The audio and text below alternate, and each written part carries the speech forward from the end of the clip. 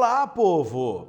Eu sou o professor Marlon, é um prazer estarmos juntos nessa aula de História do nono ano. Vem com a gente, sim, eu, você e o Ezion, dê um oi para ele, e vamos aprofundar nossos conhecimentos sobre o Holocausto. Sim, Holocausto, uma das piores tragédias e experiências da história humana, mas que é muito necessário que nós conversemos sobre o Holocausto, que nós tenhamos ele em mente tudo o que aconteceu para que nunca mais nós vamos permitir que isso torne a acontecer. Então tenha lápis, caderno, caneta na mão, venha com a gente aprender um pouco mais, entender aí esses acontecimentos que fazem parte do que aconteceu no mundo durante a Segunda Guerra Mundial. E nós vamos contextualizar o Holocausto como prática de extermínio de minorias. No caso da Alemanha, dos judeus, aí, o extermínio dos judeus dentro da Alemanha nazista.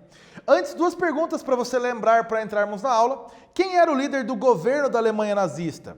E o que significa a expressão antissemitismo? Expressão super importante para você entender o Holocausto. Primeira pergunta é fácil. Líder da Alemanha nazista, Adolf Hitler, que se tornou primeiro-ministro em 1933 e se tornou o Führer, juntando aí todos os cargos de governo em 1934.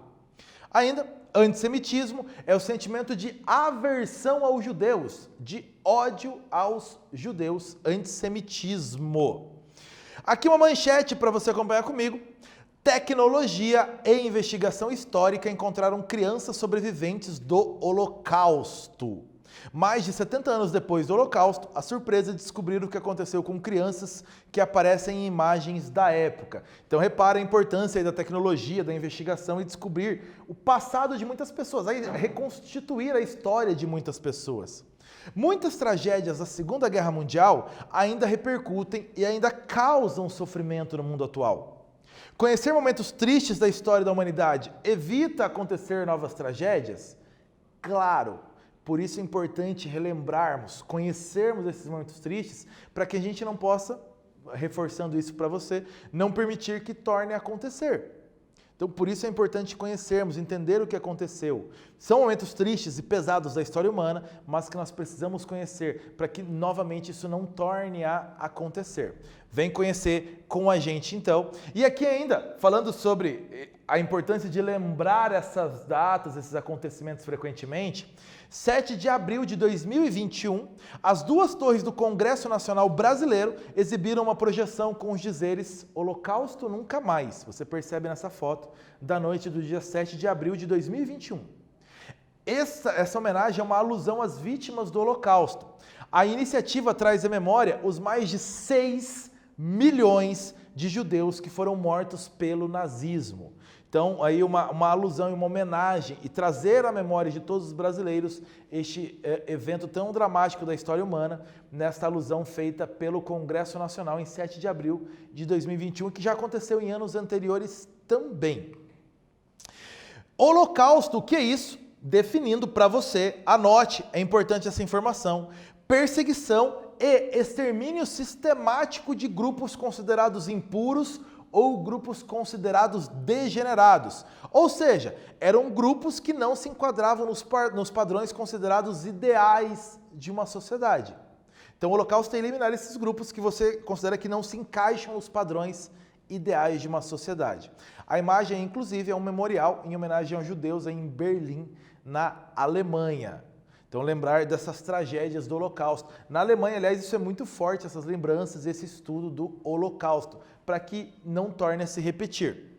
A Noite dos Cristais, que aconteceu aí de 9 para 10 de novembro de 1938, é considerado o ponto de destaque nessa perseguição. É quando a perseguição aos judeus mudou de patamar. Uma perseguição que acontecia desde o início do governo nazista de Hitler, em 1933, tomou outros rumos a partir de novembro de 1938. O que aconteceu na Noite dos Cristais? Por toda a Alemanha, houve ataque a lojas, sinagogas e casas de judeus. Então, suas lojas, suas sinagogas, seus templos religiosos, suas casas dos judeus foram atacados pela Alemanha toda. O nome Noite dos Cristais faz referência às vidraças quebradas, jogadas pela rua. Você tem inclusive a foto aí da sinagoga de Dortmund, na Alemanha, totalmente destruída por cidadãos alemães inflados, influenciados pelo governo a fazer isso, a perseguir os judeus, apontados pelo governo nazista como os responsáveis pelos problemas que aconteciam na Alemanha. Aqui um mapa que mostra, então, todas as cidades, os pontos, as comunidades da Alemanha onde houve eventos de perseguição e de quebraria, de quebra-quebra, as sinagogas, casas e lojas de judeus. Então repare que por toda a Alemanha houve eventos assim. A convocação foi do Partido Nazista, como uma resposta ao assassinato de um diplomata alemão por um jovem judeu. Então, um diplomata alemão foi assassinado por um jovem judeu e, como resposta a isso, o governo nazista incentivou essa perseguição para eliminar da sociedade esses judeus que, então, eram um perigo para toda a Alemanha. Cerca de 30 mil judeus foram presos logo após esse evento. 30 mil judeus presos. E houve a formalização da perseguição aos judeus, contando, e você percebe aí, com o apoio popular. O Partido Nazista incentivou, mas a população passou a apoiar oficialmente essa perseguição a partir da Noite dos Cristais, a noite tida como um outro nível da perseguição aos judeus. Atividade para você. Os judeus na Alemanha foram obrigados a utilizar a estrela de Davi no peito, essa estrela na cor amarela, inclusive com a palavra ali, Jude, judeu em alemão. Qual poderia ser a intenção do governo nazista ao obrigar essa medida aí aos judeus?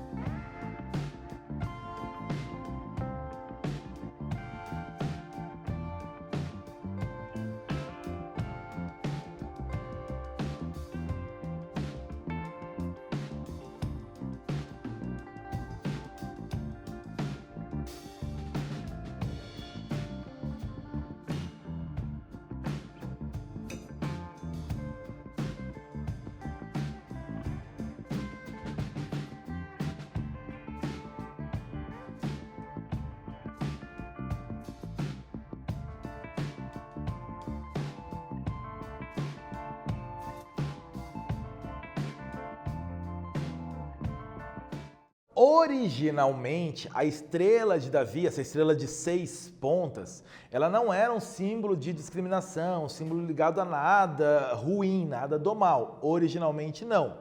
Mas, na Alemanha, o governo nazista obrigou o seu uso aos judeus como forma de tornar o inimigo visível, você saber quem é o inimigo, declarado ali na rua, na sua frente. A propaganda nazista, ela associava os judeus a inimigos internos. Os judeus seriam responsáveis pelos problemas da Alemanha nazista. Então, um símbolo que não era de discriminação, aliás, ligado à cultura religiosa judaica, passou a ser um símbolo de discriminação dos judeus dentro da Alemanha nazista. A ideia, então, reforçando, tornar o inimigo visível, mostrar este é o inimigo que precisa ser combatido. Então, incentivar a população a combater estes inimigos.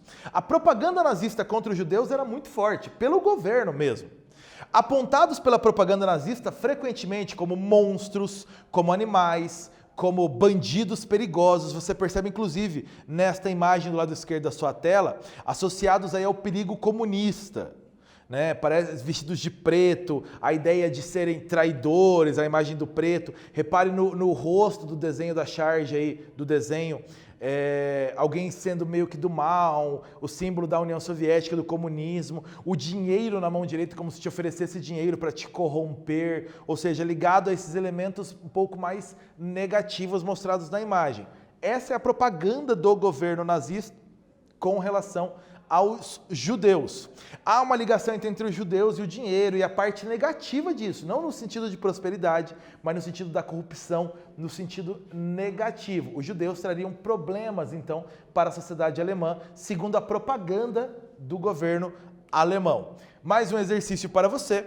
Aqui é a capa de um livro infantil antissemita de 1936, divulgado em Nuremberg, na Alemanha, 1936. Aqui está escrito em alemão: você não pode confiar em uma raposa na mata e em um judeu fazendo seu juramento. Qual a mensagem transmitida pela capa do livro?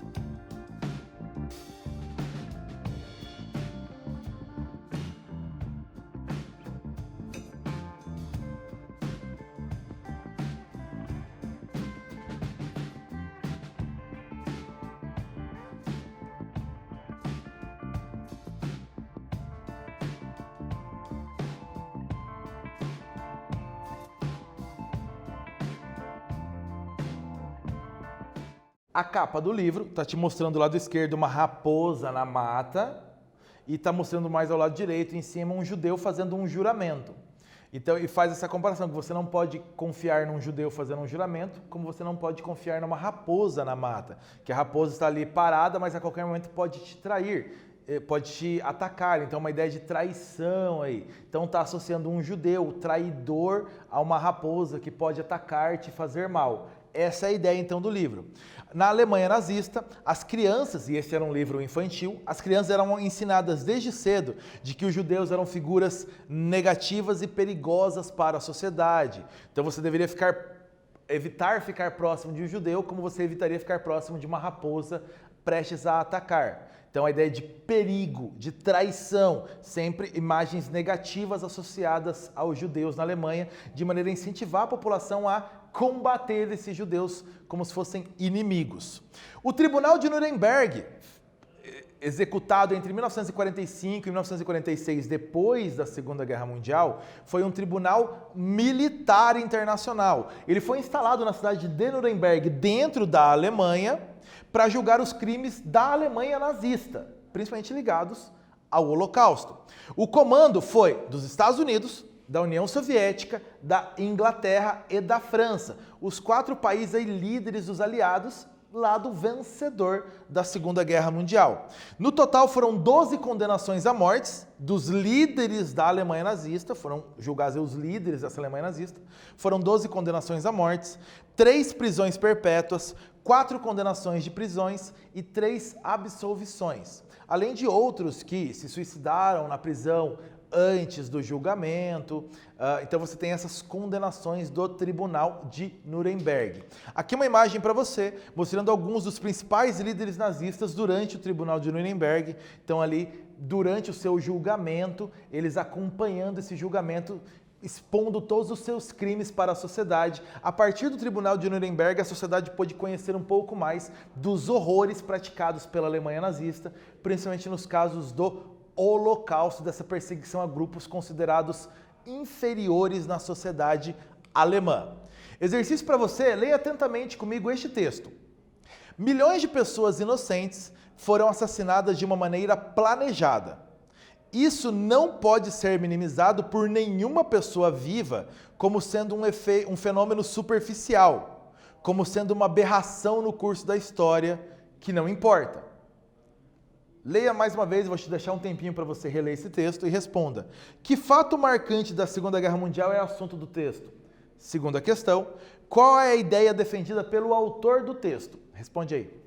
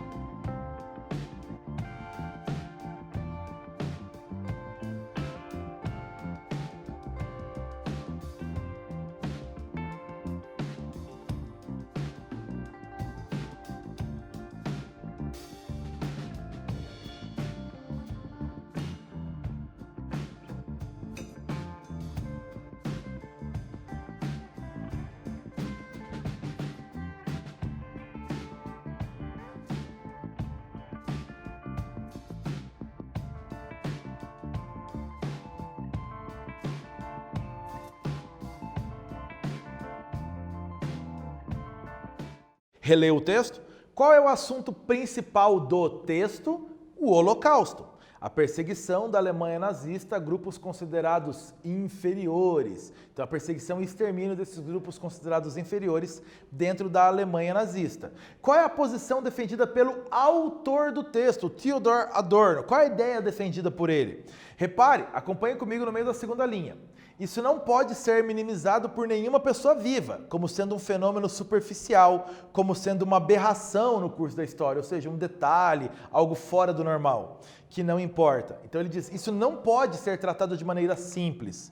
Essa barbárie jamais deve ser esquecida ou tratada de maneira superficial, sob pena de voltar a se repetir. Se nós não tratarmos isso com a devida importância ou esquecermos, isso corre risco de se repetir, segundo a posição do autor do texto.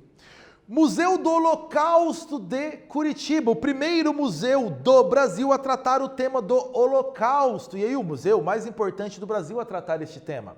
Conhece? Já visitou? Sempre que estiver em Curitiba, procure reservar um tempo e visite o Museu do Holocausto. Visite. É importante, é um lugar de memória, é um lugar de educação e é um lugar de pesquisa muito, muito, muito importante.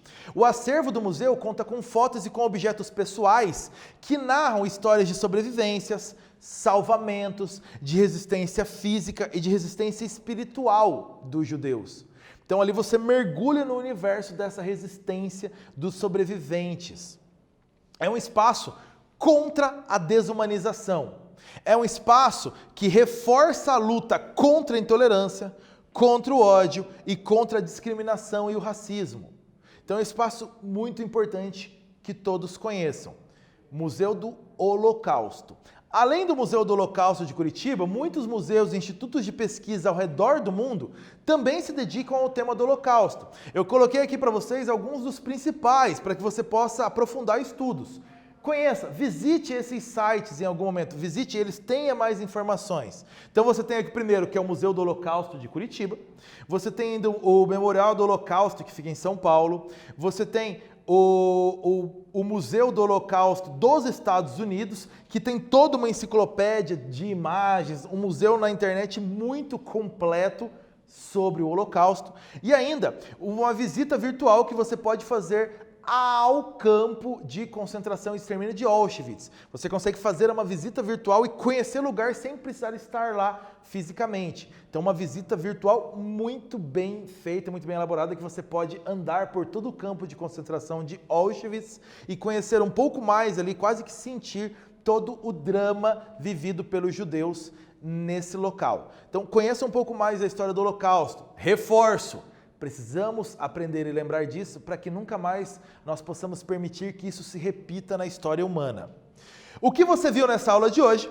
A Noite dos Cristais, em novembro de 1938, formalizou a perseguição do governo nazista aos judeus, aí incentivando o apoio da população. O Tribunal de Nuremberg, que aconteceu após o fim da Segunda Guerra Mundial, julgou os crimes praticados pela liderança dos nazistas durante a existência da Alemanha nazista. E você viu ainda que o Museu do Holocausto e outros museus pelo mundo dedicam-se a manter, a preservar a memória das vítimas do Holocausto, a contar para as pessoas e a incentivar com que as pessoas estudem mais esse tema num processo de lutar contra a desumanização do tema do Holocausto. É isso, galera. Nós ficamos por aqui nessa aula. Bons estudos para você. Tchau, povo!